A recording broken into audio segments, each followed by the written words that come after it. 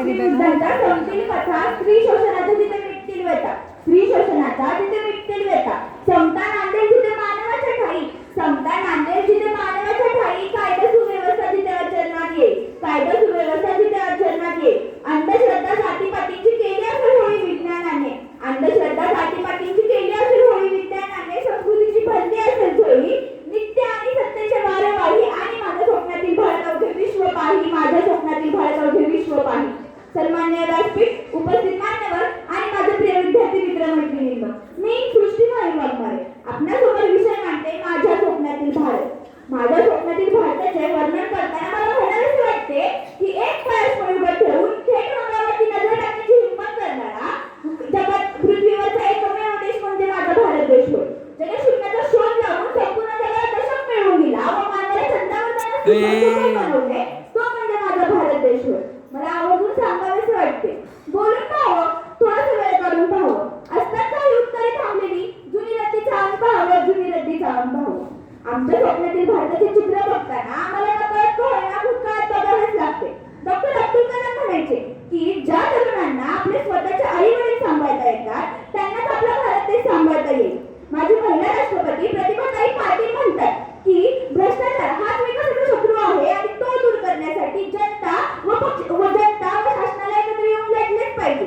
साने गुरुजी एका ठिकाणी म्हटले होते की मी अशा भारताची कल्पना करतो की जो शोषणमुक्त असेल, सर्वसाधारण जनतेचे शोषण न होता भारतात समानता व बंधुता निर्माण होईल. वेळाअभावी मी आपल्यासमोर तीनच व्यक्तींचे विचार सांगत आहे.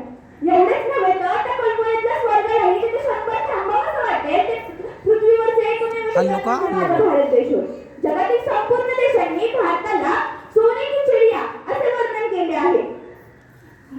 भारत हा खरोखरच कोहिनूर आहे, कोहिनूर.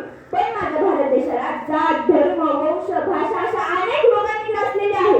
यावर अधिक चर्चा करायची झाली तर मला सांगा, भारतात किती टक्के लोक मतदान करतात हो आणि किती टक्के लोक पैसे न घेता मतदान करतात? भ्रष्टाचार हाच विकासाचा शत्रू आहे आणि हाच शत्रू प्रत्येक व्यक्ती, प्रत्येक माणूस, प्रत्येक मतदारास विकत घेतो.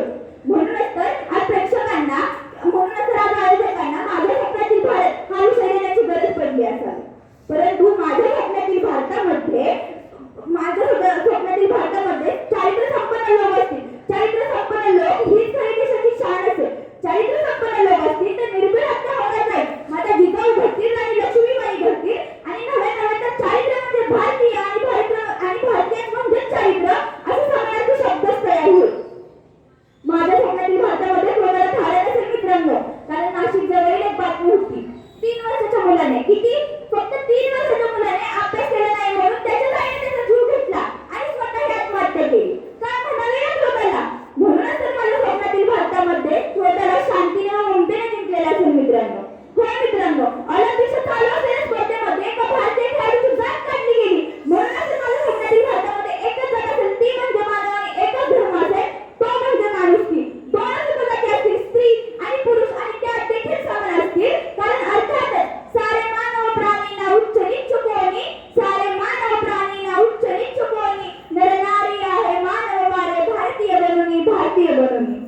असा असेल माझ्या स्वप्नातील भारत समतेने नटलेला. परंतु भ्रष्टाचाराशी मैत्री करून आपण इमानदारी विसरून गेलोय. पूर्वी भारतीयांकरिता इनाम या शब्दापेक्षा इमान हा शब्द खूप मौल्यवान होता. परंतु मला ह्या गोष्टीची वाटते की भ्रष्टाचाराशी मैत्री केल्यामुळे इमानदारी हा शब्दच नष्ट होत चाललाय. भारत मातेचा देश आपला, माझा जिजाऊंचा देश आपला, राणी लक्ष्मीबाईंचा देश आपला, सावित्रीबाईंचा देश आपला. पण मला आधी हे सांगताना लाज वाटते की ह्याच देशात आधी स्त्री सुरक्षित नाहीये. स्त्रियांना 50% आरक्षण आहे परंतु संरक्षण नाही. आता जी खरी गरज आहे ती स्त्रियांना संरक्षण मिळवून देण्याची. एक असा समाज घडवूया ज्यामध्ये सर्व स्त्रियांना सन्मान असेल, कुठलीही नाजूकबाई तोडली जाणार नाही व कुठल्या स्त्रीकडे वाकड्या नजरेने पाहण्याची कोणाची हिंमत होणार नाही. एक असा समाज घडवूया. जगी माऊलीसारखी कोण आहे, जगी माऊलीसारखी कोण आहे जिथे जन्मांतरी चरून आहे, ती एक जगात स्त्री आहे, ती एक जगात स्त्री आहे. पूर्वीपासूनच स्त्रियांना सांगितलं जायचं, अगं डोक्यावरचा पदर खाली पडू देऊ नकोस, अगं मोठ्याने बोलू नकोस, अगं मोठ्याने हसू नकोस, अगं अशी वागू नकोस, अगं तशी वागू नकोस, अगं अंगाला स्वतःने कपडे घालू नकोस. पण असे कोणते कपडे घातले होते त्या ड्युटीवर असणाऱ्या डॉक्टरने? पण असे कोणते कपडे घातले होते त्या शाळेत 3 वर्षाच्या मुलीने? पण असे कोणते कपडे घातले होते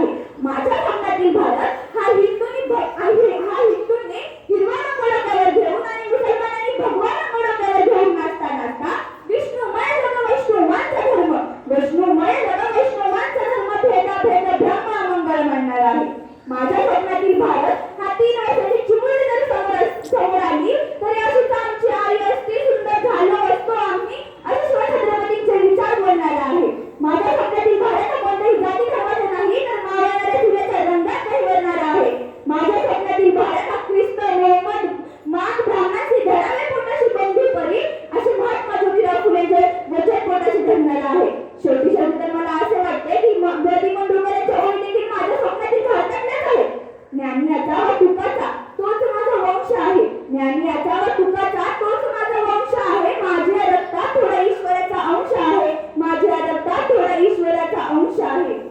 ते म्हणतात ना, रात्र छोटी आणि सोंग फार. अगदी तसंच झालंय माझं काहीसं. प्रश्न मोठे आणि बोलायला मिळते पाच. म्हणूनच तर व्यासपीठाची रजा घेत एवढंच होय. घमघमणाऱ्या कमळाच्या फुलासारखा असावं तो टिमटिमणाऱ्या ताऱ्यांपरी. घमघमणाऱ्या कमळाच्या फुलासारखा असावं तो टिमटिमणाऱ्या ताऱ्यांपरी. निरागसतेने चिंब, निरागसतेने